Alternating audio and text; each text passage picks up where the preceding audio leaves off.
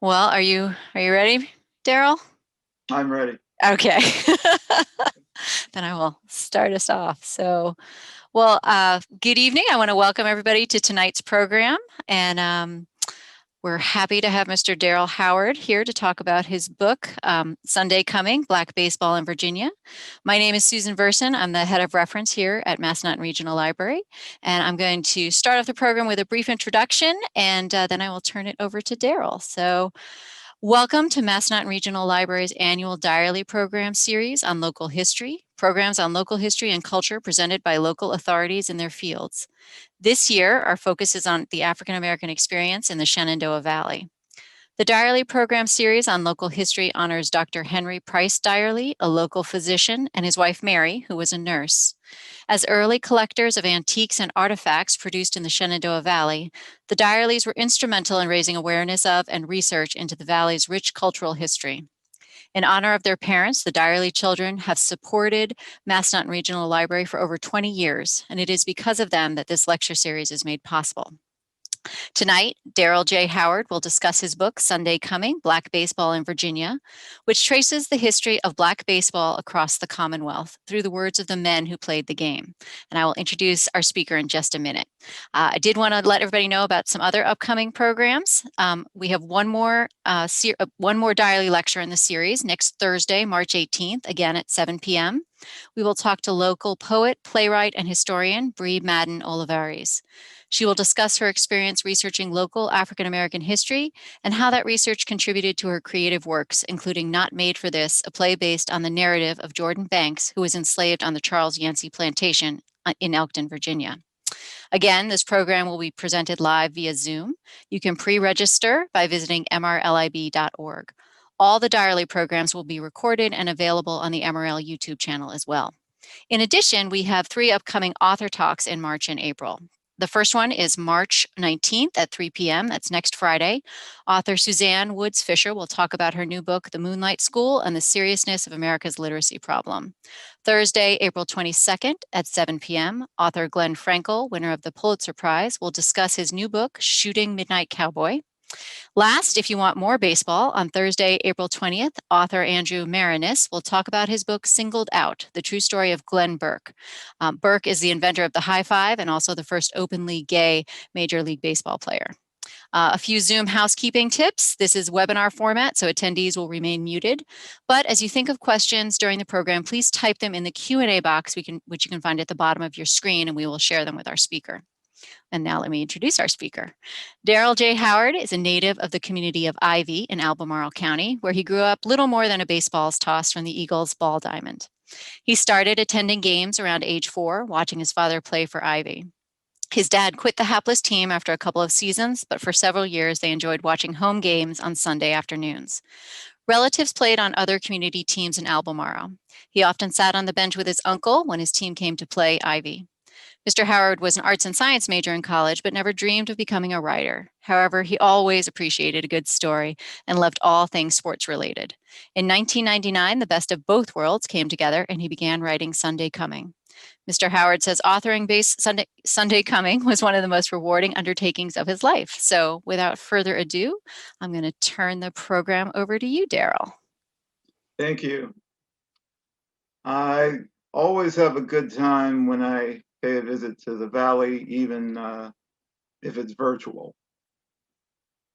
So, as you alluded to a few minutes ago, the inspiration for writing Sunday Coming really starts with my own family. My father played on a couple of black baseball teams. My uncles played on a couple of different teams. And of course, whenever they would come to Ivy to play, it was even more exciting. My most vivid memories are with my uncle hustling over to our home, almost leaping into his player's uniform, and then, literally running over to the ball diamond, which luckily was not very far away. The other most vivid memory I have of walking to the diamond is seeing players who lived in the neighborhood and played on the Ivy team, and they were taking their own shortcuts to the ball diamond, walking through their own wooded paths to make it over the ball field in uniform.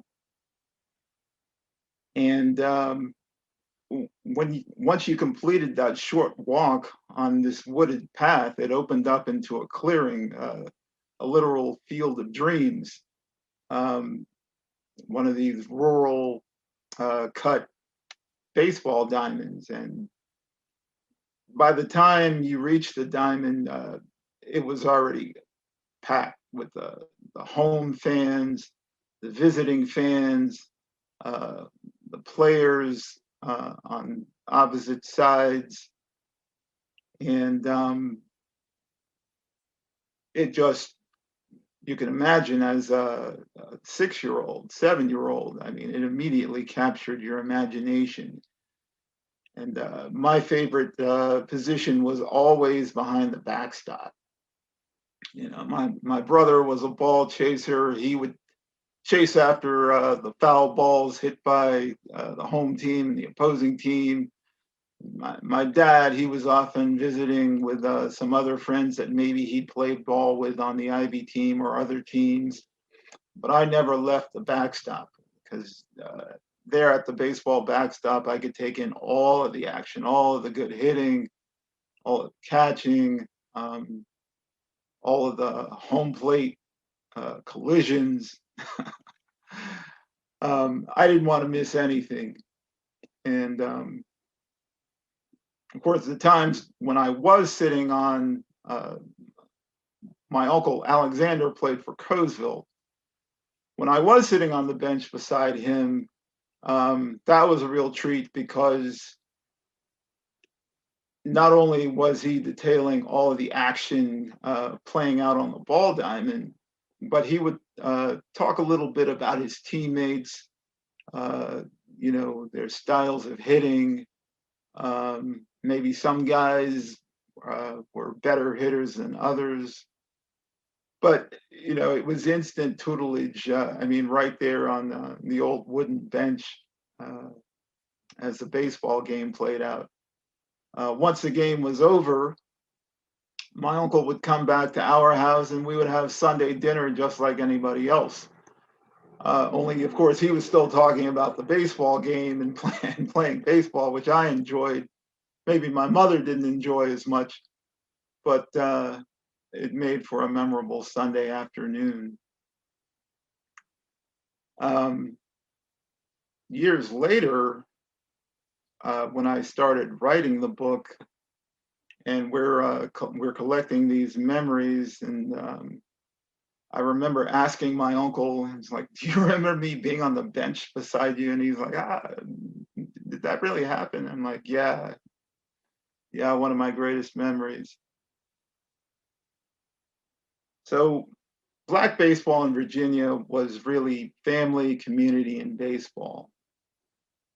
And the teams were important, and they have their own place in the history of Black baseball, but the families even more so, because the memories of the teams always stay with us by the family that staffed the teams. And a lot of these families were multi-generational. The Burgess family from Harrisonburg, the Sims family from Greenwood, another couple of families from Coesville, the Dowells and the Hendersons, who played baseball for years and years on end. Always had a lot of good players out of those families. And the team was always, like I said, I mean, identified first by that family name, whether it was Burgess. I don't want to leave out the Davises of Davis Hollow and Elton, who played on some really good Elton Bucks teams. But family, community, and baseball. Uh, 1999, when I started the research and I started doing my first interviews, um, using those names, those family names, gave me sort of not a head start, but it gave me a place to start because these families were regional. And if I didn't know someone in my family who had a connection, I could still try to look them up and making my way into that general area, I could locate my subjects. So I think by summer of '99, midsummer, I probably conducted 4 or 5 interviews. And I have to admit, the old timers uh, who still had those vivid memories and great stories, they were quite amazed that anyone was interested in documenting or, writing a book about something that they did for fun for decades. Um, Mr. Burgess in Bridgewater, busiest man I've ever met. Anyone who remembers him or knew him well, they can tell you that he was always on quite the schedule. But I think Mr. Burgess was probably my third interview, and I had a great time sitting down with him in Bridgewater and learning about his history involved with baseball and how the team came together. And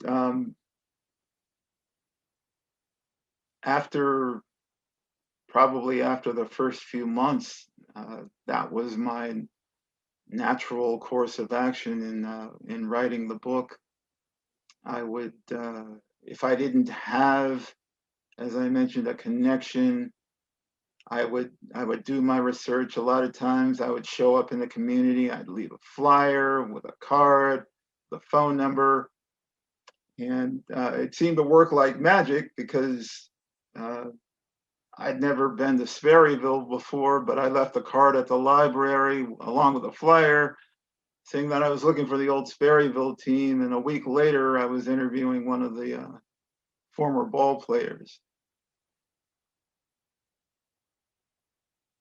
Around September, September or October of that year, I was 50 pages along. And I'm critiquing the writing. The writing maybe could have been a little bit better. I knew I had a lot of rewrites ahead. But I also knew that if I was actually going to tackle writing a full-length book, I needed more material. And of course, I'd only started interviewing a lot of the former players, but just based on the conversations with them, I knew that there's probably a little more history than what I was coming by with the interviews.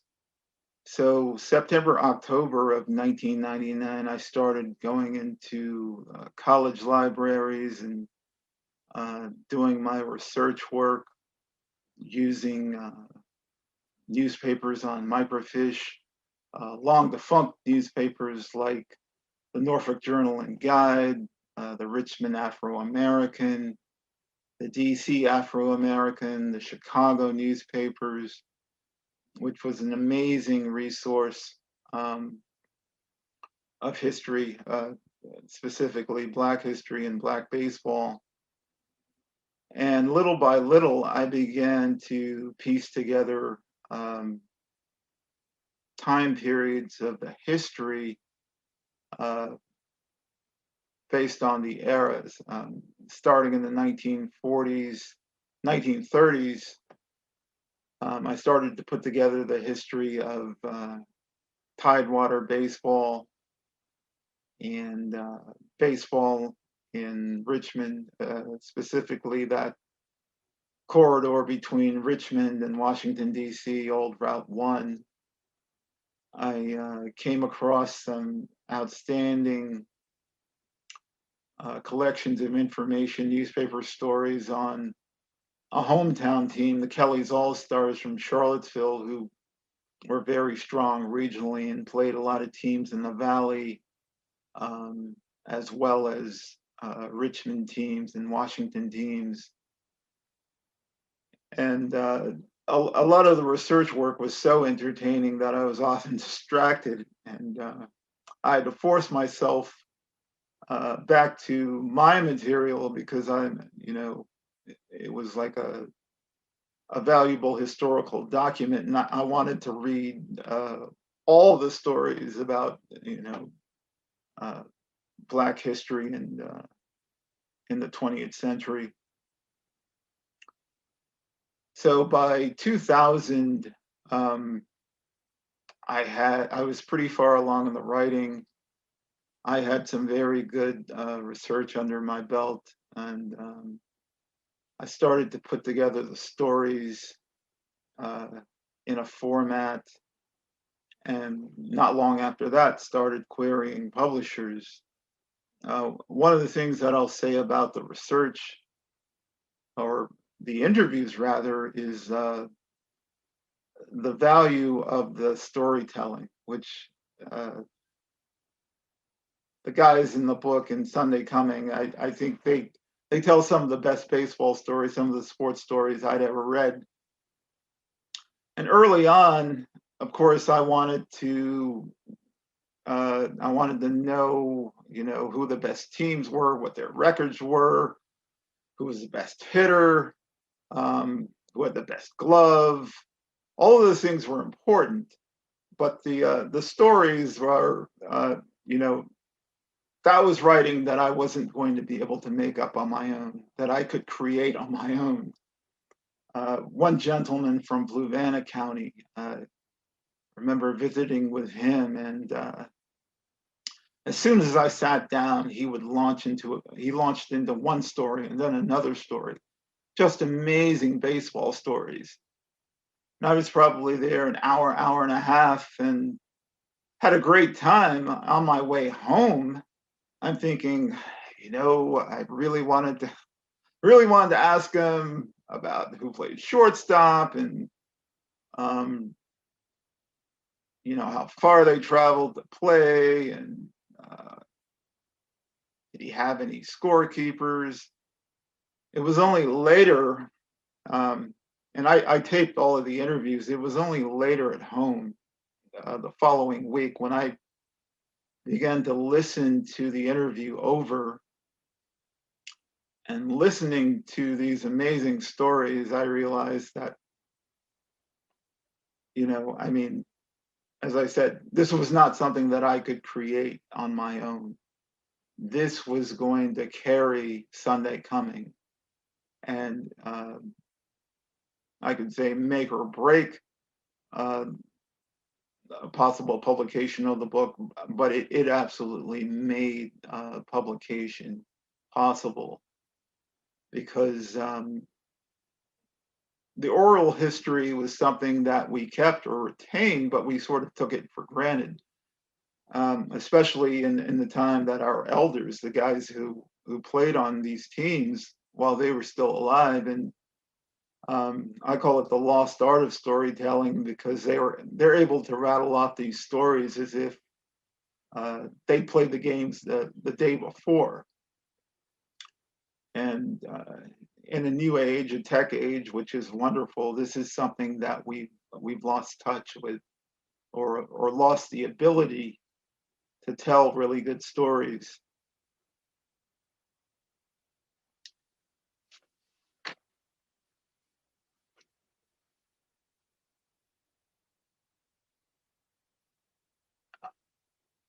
In my time watching the games, we thought they were important. Of course, we had a lot of fun, and the teams continued to flourish into the 70s. They continued to play, but around 1980, when the teams, actually a couple of years earlier, when the team started to break up, everyone seemed to, I don't want to say lose interest in black baseball, but it just seemed that everyone had other pursuits. And before we realized what was happening, the games and the teams were no more. And all we had was our good memories and, a good collection of stories. So, in 1999, when I'm interested in writing a book, had no idea that I was going to write a book about baseball. I was searching almost vainly for a topic. I was able to rely on those memories and a couple stories.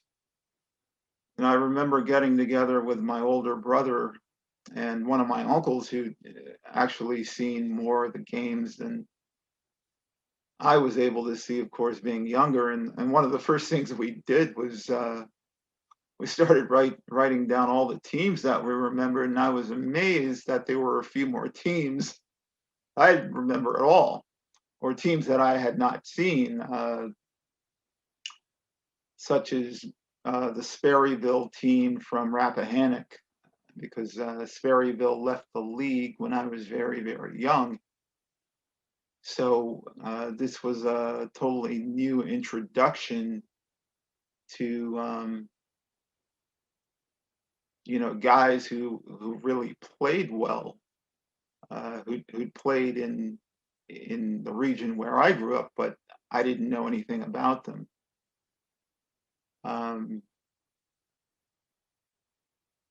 It was one of the most fun undertakings that I could have ever endeavored. I didn't write every day, but I tried to write at least 6 days a week, probably 5 days a week with the research. I was, if I was able to get a good interview at a moment's notice, I would take off.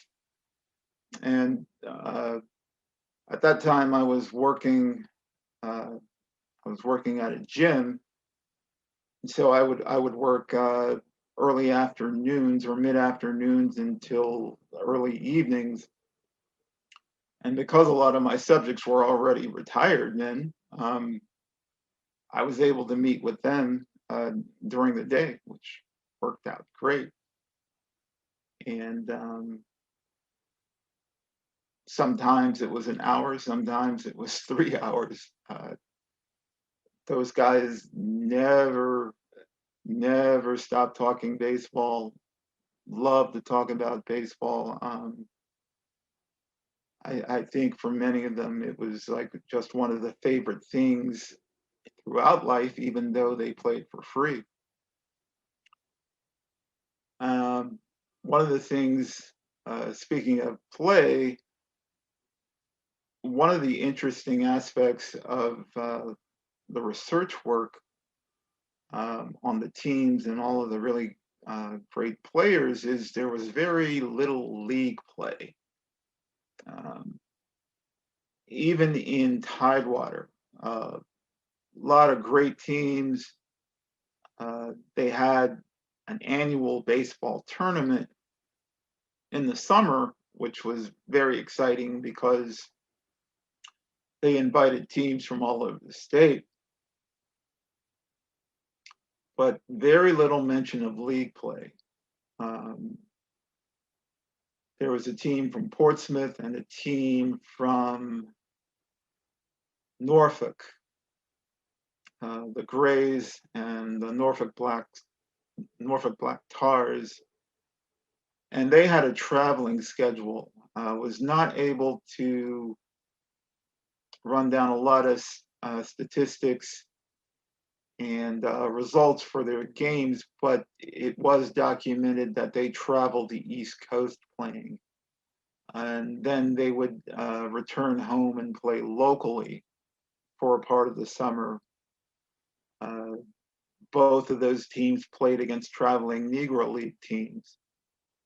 And though they rarely won those matchups, of course, it worked out well for them because the Negro professional league teams drew the largest crowds. It was a great gate attraction for those teams. League play in Virginia, I'm happy to say, was really cemented in the early 60s when Roscoe Burgess from Bridgewater was his Harrisonburg ACs, and Hugo Scott of Greene County decided to form a league amongst the teams here in Central Virginia. And all of these teams had, or almost all of these teams had played black baseball for years and years. There's a really good shot of Mr. Burgess. So all of these teams are playing for years and years, and they're basically making up their schedules during the spring and summer, but there's no league play. And one of the pitfalls, as Mr. Burgess explained to me with the made-up schedules, was you might have a baseball game on Sunday or you might not if there's a cancellation. And sometimes those cancellations would happen last minute. You're all set to travel over to Sperryville, and Sperryville doesn't want to play tomorrow, and that's a big letdown. The other part of it, which he was really bothered by, was the start times, which were pretty erratic. Sometimes the games would start early afternoon and sometimes late afternoon. If they started late afternoon, if you were fortunate, you would finish the game before dark. Or if not, you might have to call the game because, they didn't have lights on those rural ball diamonds in those days. And so, you ran the risk of not being able to play the game out. So when he and Mr. Scott got together in the early 60s, one of the things that they discussed was making up a schedule of teams, and a spring and late summer schedule, and then having a definitive start time. And assigned umpires or officials to eliminate some of the classic arguments of having your own home team umpire.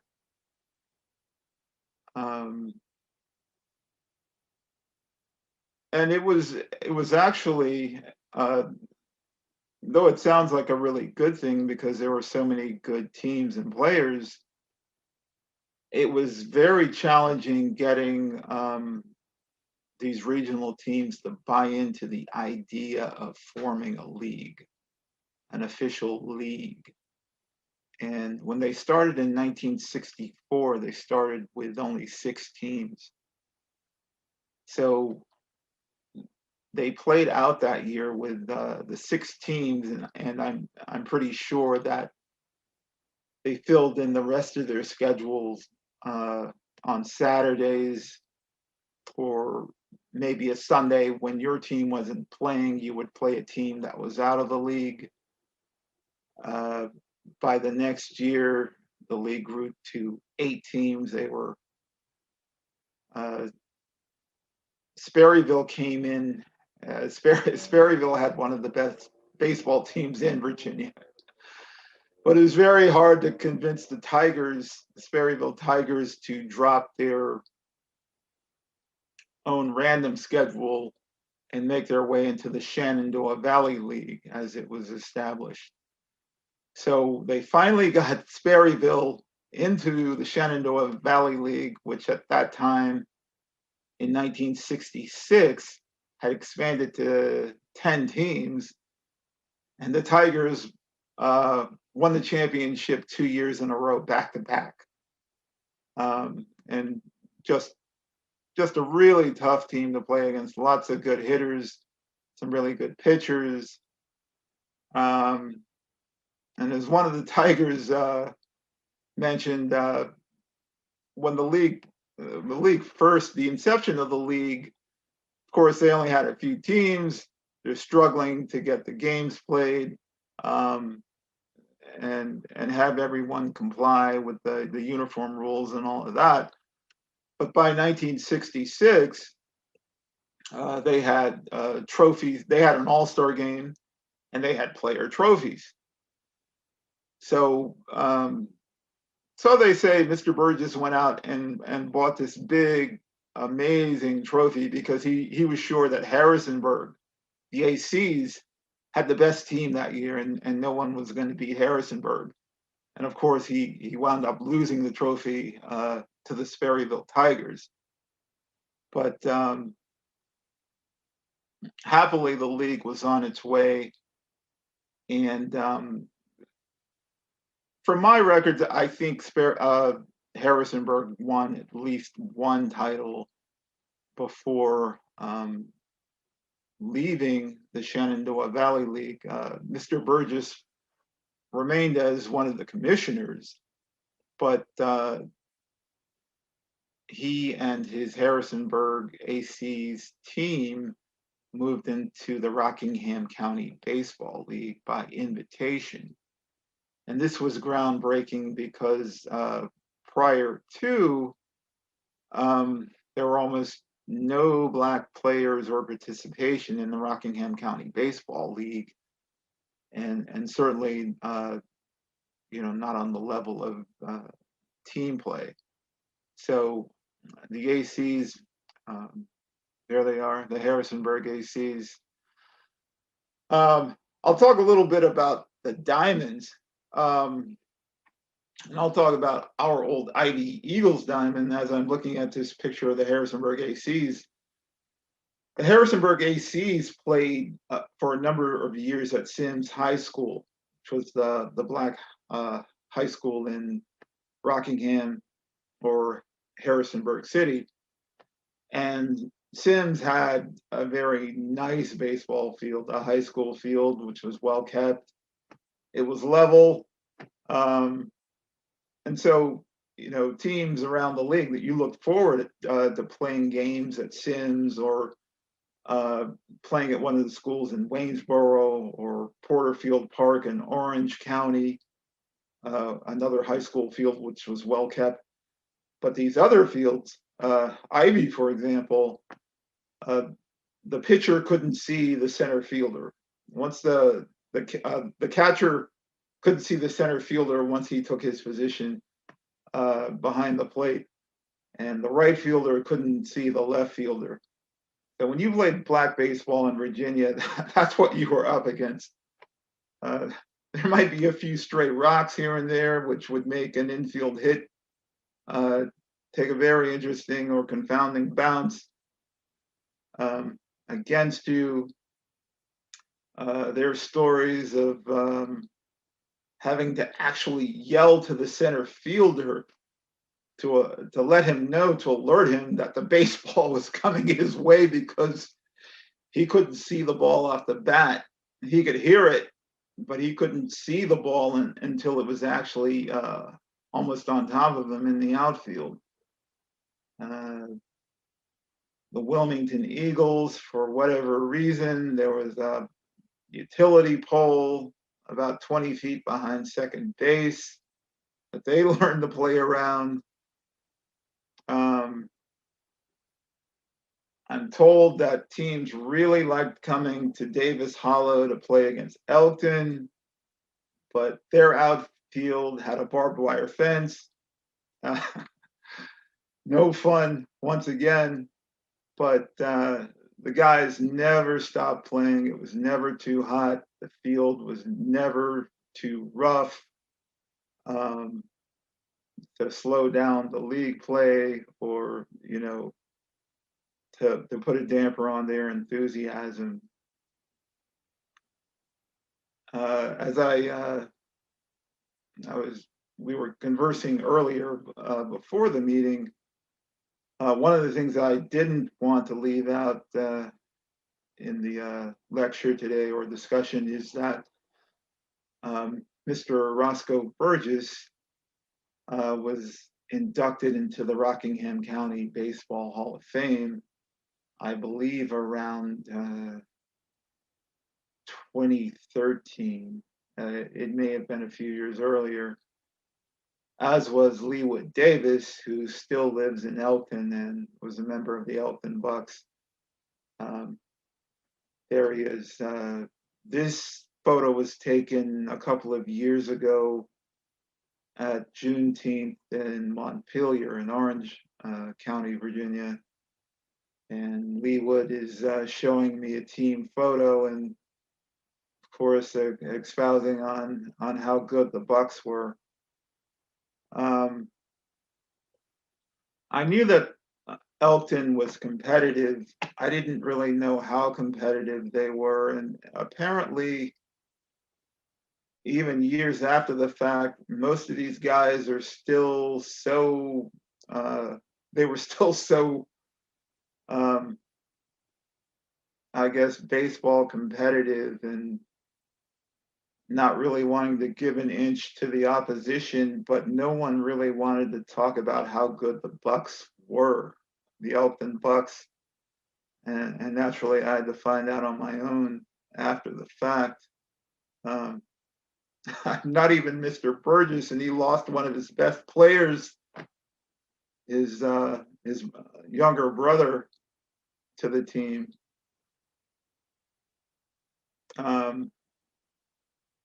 Which happened quite often because sometimes, normally in these in the makeup of these teams, you started in your own community playing with your family, and most of these communities, or nearly every community, had a baseball team. So you grew up playing with your brothers and your uncles, and maybe your father and your cousins. Over time, through friendships, relationships, guys, maybe you played with a good friend in high school, and often guys would leave their home communities to the dismay of their elders, and they would go play on another community team with a friend. Mr. Burgess's brother fell in love with someone from Elkton. He's not going to take any chances on having her watch any other good baseball players from the community or visiting. So Mr. Don Burgess, he moved to Elkton and married his sweetheart there. One of the guys from Albemarle County, where I grew up, one of the Dowells, when playing playoff against the Elkton team, fell in love with his own Elkton sweetheart and left the Coesville team. I believe he was on the Coesville team then, and never looked back. So something very special about the ladies in Rockingham County and Elkton specifically, I guess, because they lured away some really good baseball players. There's a story told by Mr. Burgess in Sunday Coming about a couple of guys from West Virginia. And I'm thinking probably from the Franklin area or somewhere maybe not so far from the Virginia line, but they didn't have any baseball teams in their communities in West Virginia. And I guess at times that they would come to Harrisonburg and hang out, and they started meeting people and probably said that they liked to play baseball. They thought they were pretty good baseball players, and they were turned on to the Harrisonburg ACs. So I think it was probably 2 or 3 of them. Every weekend they would travel from West Virginia. They would stay either at Mr. Burgess's house or the house of another player, and they would play baseball that weekend and go back to West Virginia late Sunday evening. But some really fascinating connections and stories as to how some players were acquired, um, and how teams found a lot of these players.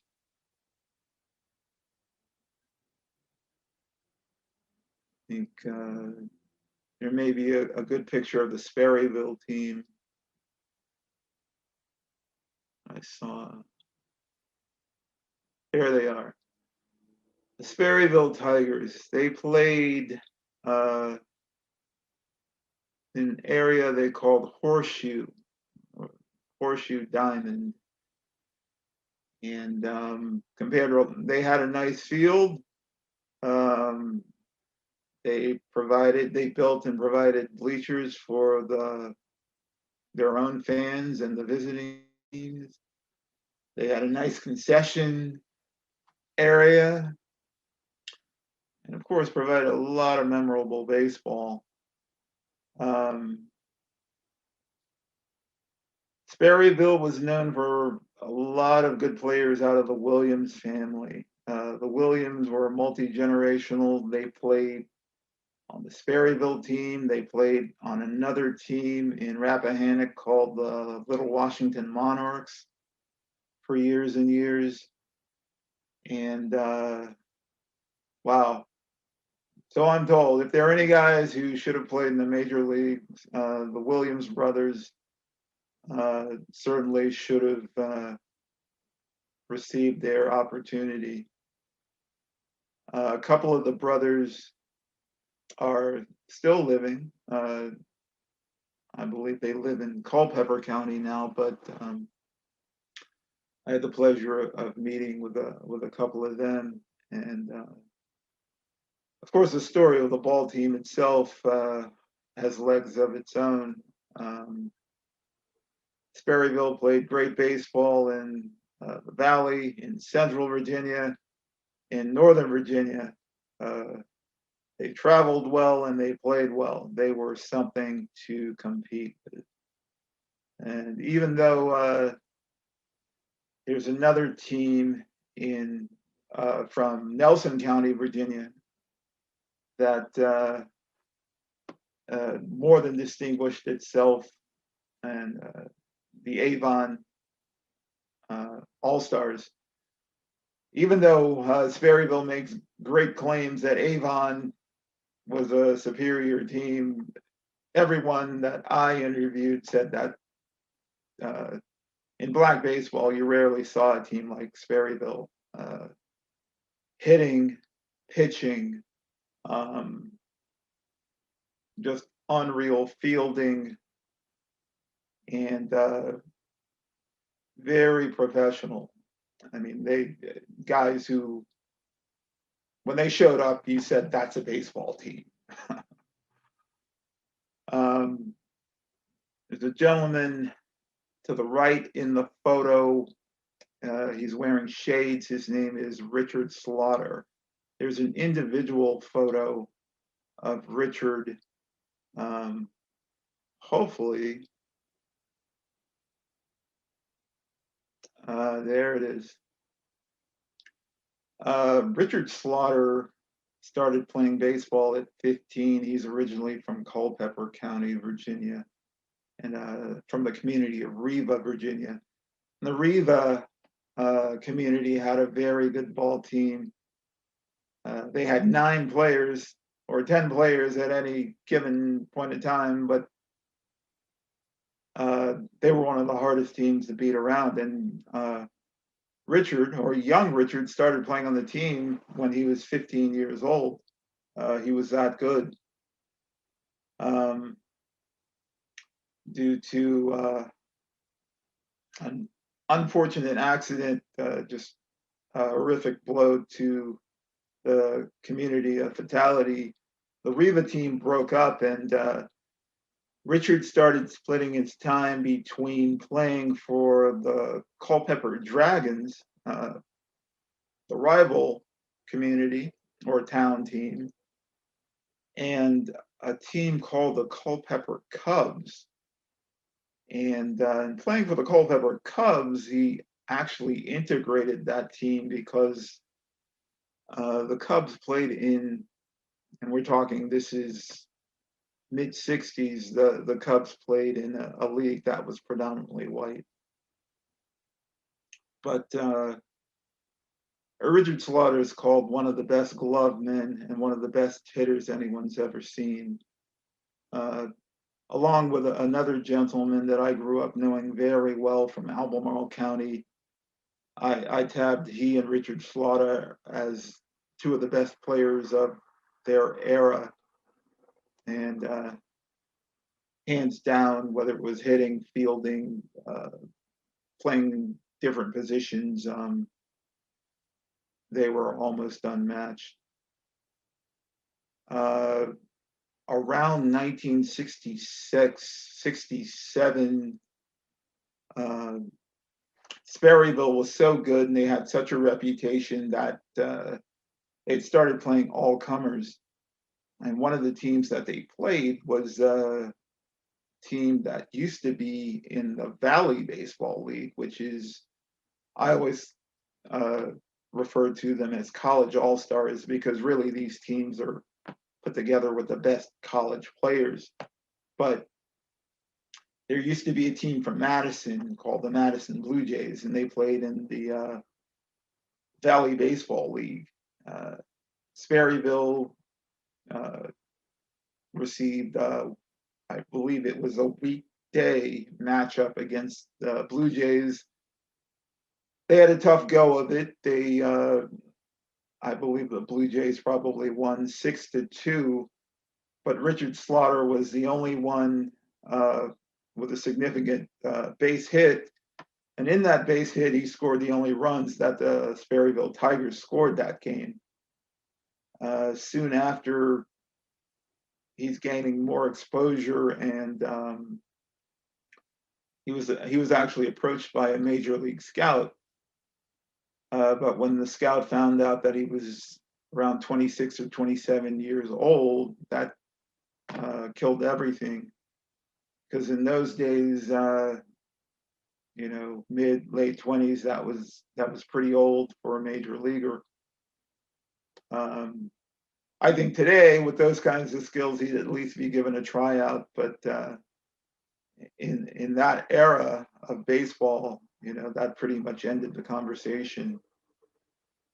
He was invited, and I'm not sure how this worked out, but he was invited to play for the Blue Jays in the Valley League and another team, along with a gentleman that I referred to, Esther Sims from Greenwood, Virginia. They were one of the few players who not only played in their own league, playing black baseball, and were just outstanding, but also played in the Valley League.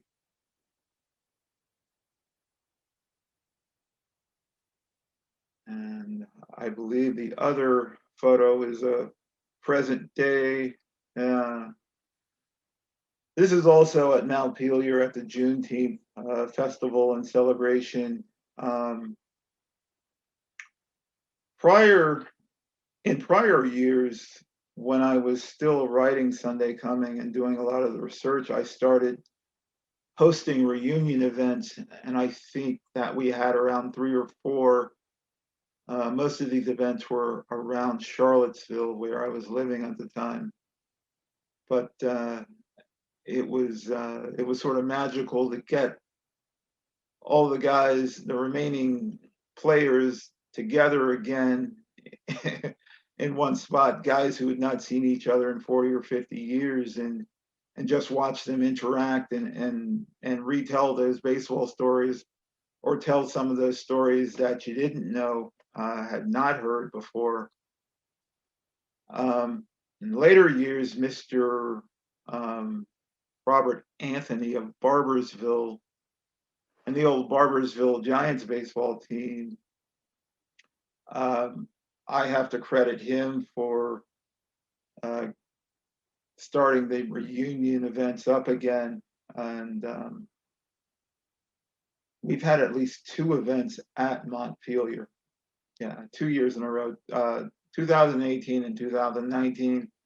course, last year with the pandemic, not able to hold the reunion event, and probably not this year either.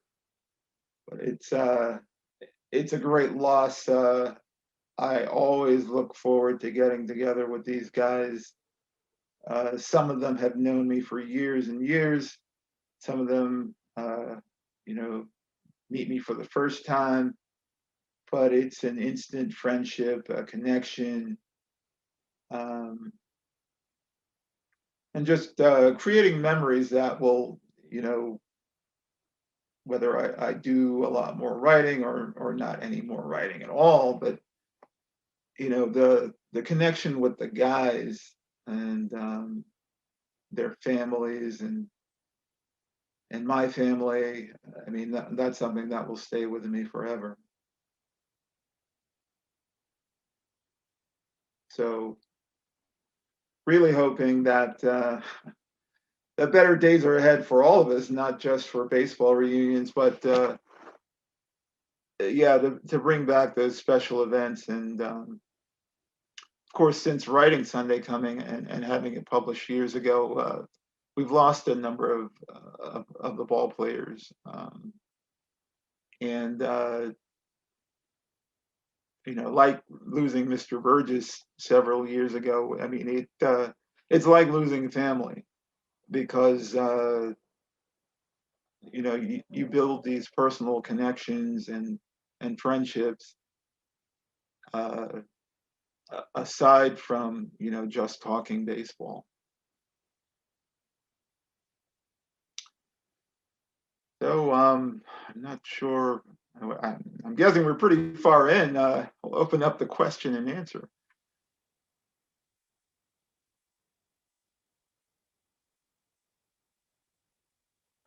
One question that we had was, how many interviews did you end up doing? And did you just interview players, or did you reach out to family members as well, to try and interview them about their family members that played in these different teams?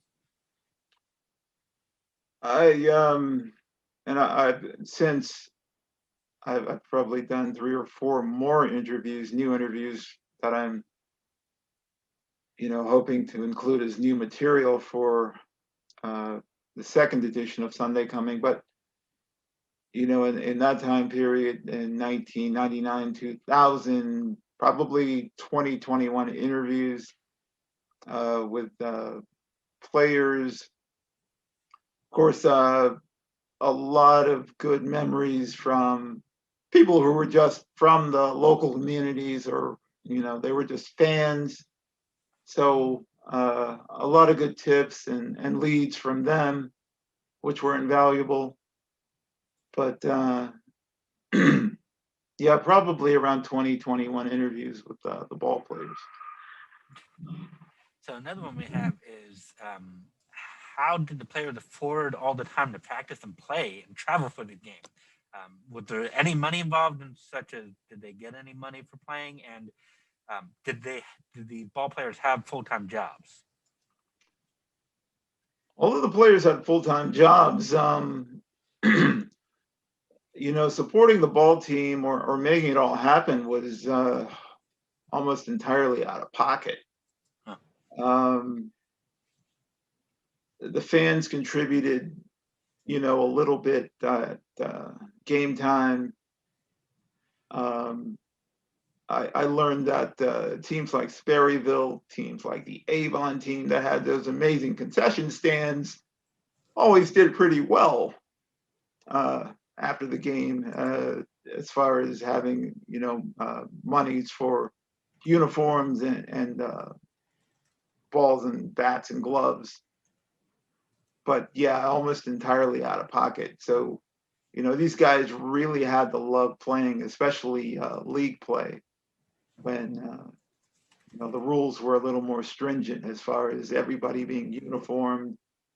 Believe it or not, a lot of these teams played without uniforms. And I've heard stories of the guys showing up in straw hats and khaki pants, whatever jeans, whatever you had that was comfortable. that you could get away with.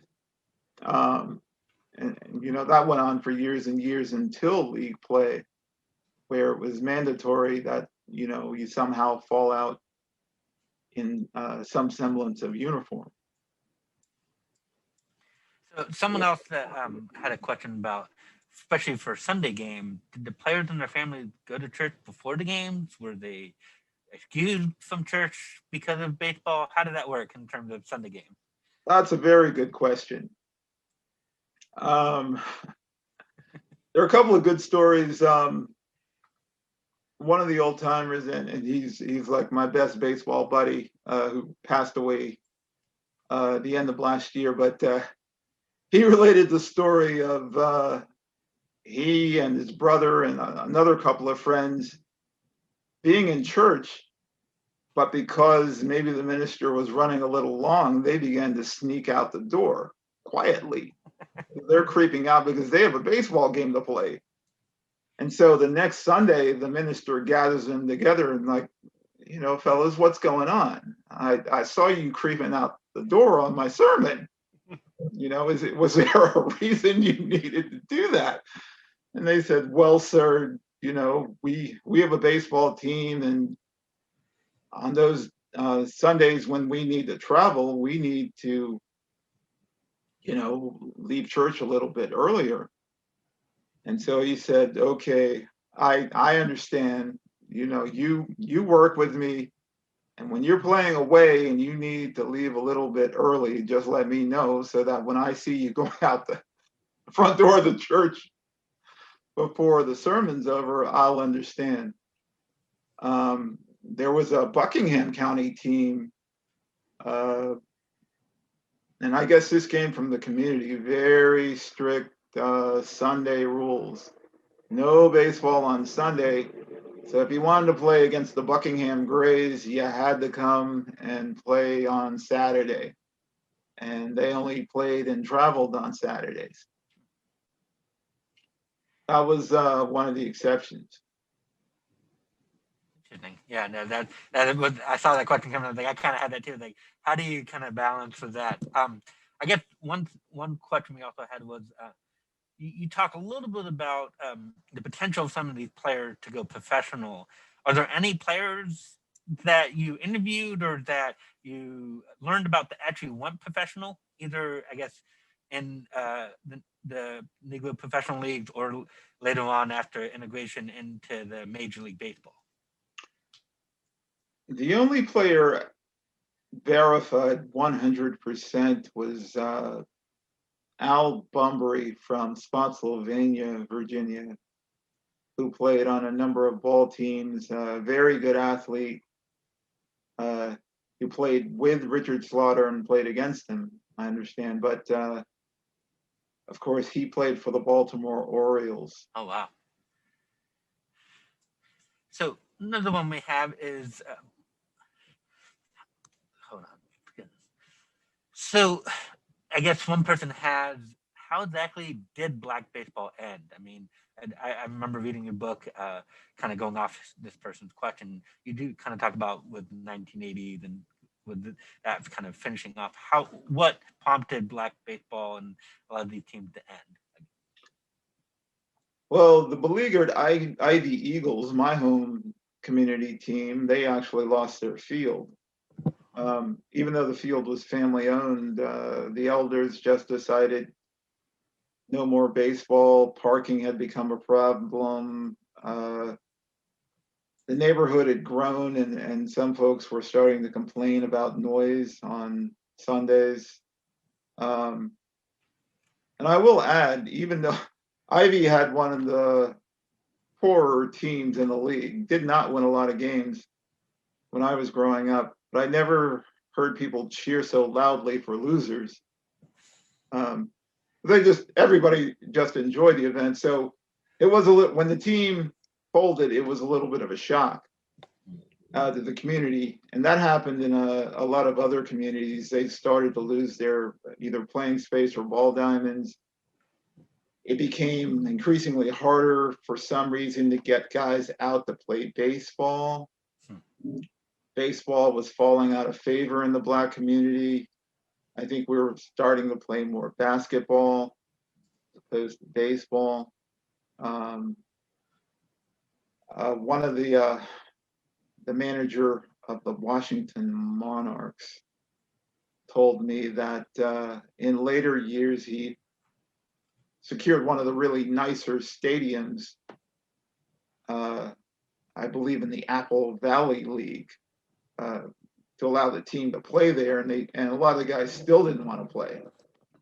Baseball was just falling out of favor. Baseball had fallen out of favor in America by 1980, and it had really fallen out of favor in the Black community. Someone else had a question kind of specifically about the Harrisonburg ACs. You had mentioned that they moved from the Shenandoah Valley League to the Rockingham County Baseball League, and part of that was integration with that. What was kind of the reason for them moving from the Shenandoah Valley League to the RCBL? According to Mr. Burgess, even though the times were changing, of course, in America, the landscape as far as desegregation or integration, the schools were desegregated by 1967, 68. And I think it was really a progressive move by the administrators of the Rockingham County Baseball League, because they already knew, they had a good relationship with Mr. Burgess already. Some of the teams had played against the ACs off the record. They were, of course, not part of the league. And being more progressive, I think the administrators thought that the ACs, Mr. Burgess's team would be a really good fit as far as, desegregating and moving things into more modern times. That's how it happened. A lot of the guys, the players, they were in favor of moving to the Rockingham County Baseball League, but they wanted to continue to play in the Shenandoah Valley Baseball League also. And some of them did for a season or two until the officials in the Rockingham County Baseball League discovered, what was going on. They say, "Oh, well, wait a minute, you can't play in two leagues. You guys are going to have to make up your mind." So, yeah, I mean, one thing from your book is Don Burgess, just as his pitching prowess and just everything just amazes me hearing about him. So I could see was that. One interesting question that we see here, that first off, he says it's been a fascinating talk. He liked listening to you speaking, so he's been fan. But he's a lifelong baseball fan of native of Virginia, but he now lives in New Jersey. So he's kind of curious if you may have any kind of tips or where he can go to learn about Black baseball, maybe in his own state of New Jersey, or if anybody that's listening, obviously because we're virtual, throughout the United States, where you would suggest they try and start their own research in their own state to learn about Black baseball. If he's able to find any copies of either the old Pittsburgh Courier, which was another Black newspaper in the 20th century, a really amazing resource, or even the Baltimore Afro-American on microfiche. And a lot of the libraries have made a momentous effort to, like, you don't even need to go to the library in some cases anymore. You can pull up a lot of these documents online with access to, the library. All you need is a login. Well, thanks for the pitch for library. We will always take that. So someone kind of had a follow-up question about the Harrisonburg ACs. So did the ACs themselves start integrating once they moved to the RCBL, and did white players start joining the ACs after they joined, or was it primarily still a Black baseball team when they're in the RCBL? early on, of course, it was an all-black team in a predominantly white league. Yeah. But as time moved on, season after season, the ACs did integrate. Okay. Yeah. As a matter of fact, one of my first bosses revealed to me that he played for the ACs. He was a pitcher. Huh. Interesting. It was like, really, Mr. Burgess, and it's crazy. So yeah. I always find Harrisonburg such a small community here too. Just once I learned that name, I was like, oh, again, like you say, was the Burgess family and area and things. So it's kind of neat to see the other connection there. Hold on, I've got one just coming in. Was there a field that players looked forward to playing on more than others? Because of that concession stand, or just a higher quality field? I guess, was there one field that players really looked forward to playing on in Virginia? I think that would have to be Porterfield Park in Orange against the Orange Nationals, or Orange Nats, as they were known. Really nice field, really good baseball team. So, the games were always going to be competitive, especially if you had a good team. And the Nats played under the lights most often. They played a lot of Saturday night games at Porterfield Park, and then maybe Sunday they would play away against someone else, on whatever ball diamond that was available. But yeah, teams love going to Orange and Porterfield Park. So I guess there is one question that I'm sure more than just us this one person has, that I'm actually curious too, and you've alluded a little bit about interviews. Is there any second edition of Sunday coming in the future, or another book potentially about Black baseball, or that you're interested in, or what is your next project, I guess? I've been since 2018. I've been compiling more interviews. There's material that I left out of Sunday Coming, the first edition, that I'd like to include in the second edition. I created some author's notes. They're just my own personal notes about what I was thinking, what my experiences were like in 1999, some things that I learned about my subjects after the fact that makes the story, even more entertaining in some cases. So yeah, some really good material that I'm hoping to include. And I mean, like everyone else with the pandemic, progress was slowed or almost halted. Last year, I had some good interviews lined up and had to cancel. Did continue to write, so I'm hoping that by the middle of this year, that I'm really confident that edition 2 is on the way. Awesome. That's great to hear. That's awesome. And I know I'm looking forward to it. And I'm sure, as you can tell, others are that are listening to this. Another one question we have from one of the attendees, and I actually had this too. So they had it right in their mind too. Is did you play? And kind of my thing is, if you did play, what was your favorite position? I was not a very good baseball player. Don't worry, neither was I. I played a few seasons in Little League, and I had a lot of enthusiasm. I was a really poor hitter. I was a very good center fielder. Okay. And I actually made the All-Star team, and there's a funny story behind that, or connected to that. I won't go into right now, but I think more than anything, even though I should have stayed with it longer, which is a regret, because I think I would have developed, with enough time. But I really gained an appreciation for how baseball is played and how challenging the game of baseball really is. compared to the optics of just, watching a game that's maybe moving along a little slow on TV.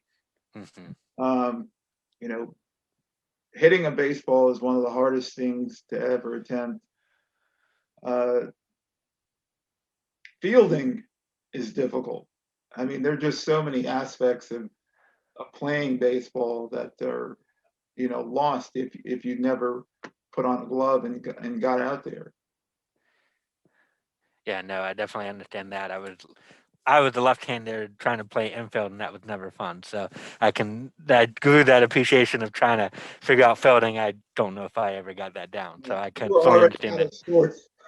Yeah, yeah, definitely. One question I had that hearing about these different stories and things. There's really one story that stood out for you that you had from someone that you just kind of, when you think back on your research and things, that really kind of stood out for you.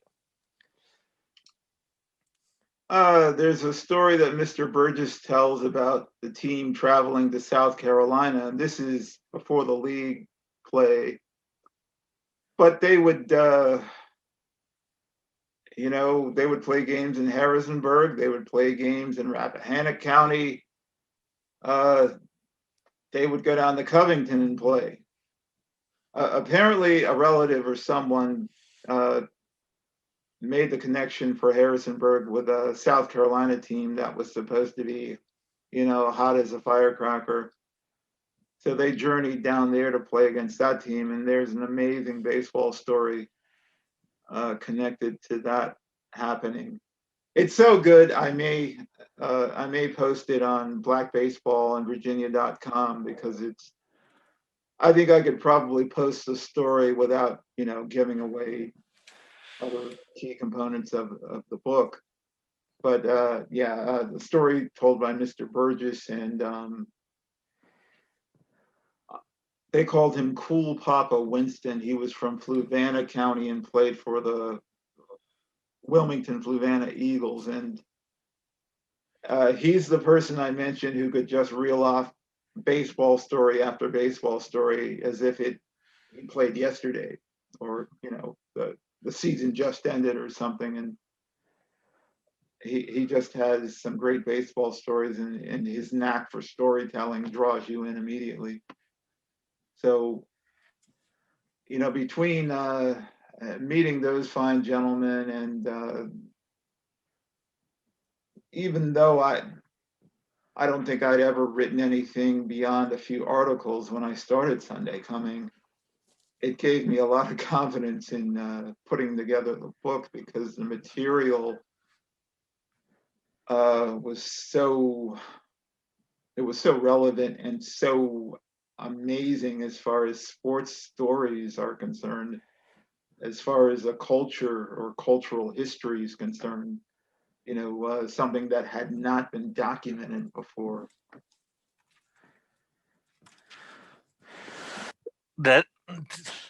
So looking at the time, it's already 8:15, so I think Susan's back. I think we've got the things, but just looking at time, I think it may be good for us to wrap up. Now, speaking of, you had mentioned kind of putting that story on a website. What is, just for our attendees, what is the website? Where can they find it? And what's kind of on it? If you just want to quickly finish off with that.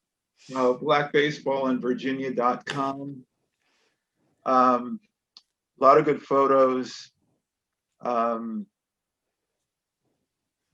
Some player listings, or a complete player listing.